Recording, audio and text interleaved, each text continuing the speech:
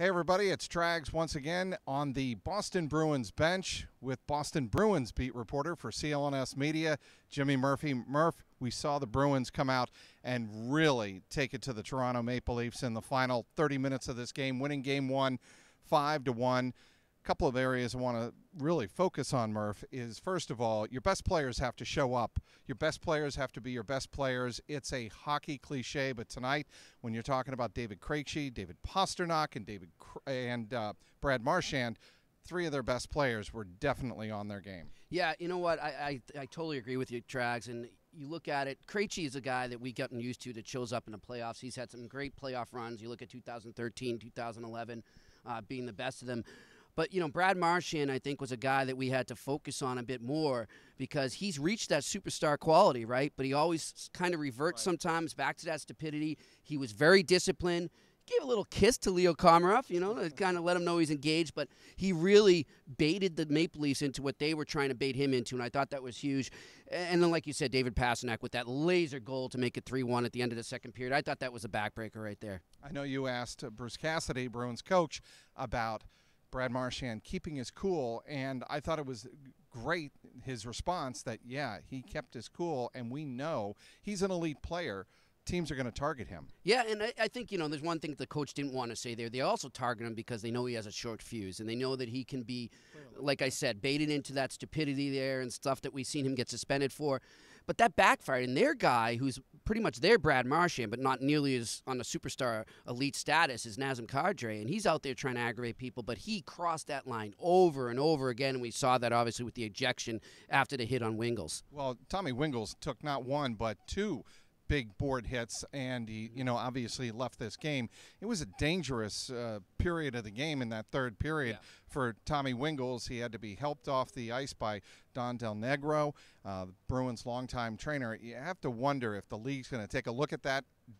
Patrice Bergeron was asked after the game, Murph, what do you think? Let the league handle it. I'm not going to get involved. Brad Marchand said the same thing. In other words, that means do your job, because you did it on our guys a few times, Marchand specifically. And then, you know what? They suspended Drew Doughty last night against Vegas and L.A., and you know, if he's going to get suspended, that guy's a superstar there, then you got to suspend Kadri. I'm looking at maybe 3 games minimum. I think that was just uncalled for, clear intent to injure there, and that's why he was ejected from the game. So if they don't capitalize on what the refs did on the ice and give him less than 3 games, we obviously have a disconnect there. 2 things. Defenseless, hit from behind. Like you said, I think it's pretty clear-cut. I want to focus here before we wrap this up, Murph, on a key point of the game. It's 1-1, power play. And I thought David Krejci made one of the best plays of the game, finding Backes on the weak side of the net, and Backes put it away before Frederick Anderson, could get his mitt on it. That broke the tie, and then the Pastrnak laser top shelf with 38 seconds to go in the second period. That really was a backbreaker. Well, again, we mentioned, you know, the Bruins kind of beating the Leafs at their own game. I mentioned it with them trying to agitate Marchand and the Bruins.